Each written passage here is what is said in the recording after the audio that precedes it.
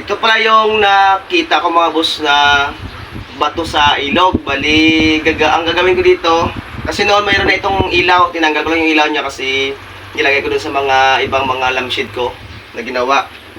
So, itong gagawin ko dito, lagay ko dito para hindi siya talaga matumba-tumba. Tsaka magiging design niya din ito. Tsaka napakasulit din itong bato ito. Parang kahoy siya. At ito naman ang mga nakuha ko. So, bali maganda itong pang wall frame. Pero pwede din siyang pang design sa mga minsa. Oh. Depende lang ito mga boss. Ano yung mga idea ko dito. Bali, magpo-focus ako sa okit muna mga boss para mapakita ko sa inyo kung paano yung mga design. Ito mga pang wall frame. Ayan, shark design. Ayan, katulad din dito sa ginawa ko na itong agila. Ayan, kaya yung mga malalaking kahoy na na-pull ko sa ilog, gagawin kong wall frame. So ito, tsaka mag-focus din ako sa mga tulad itong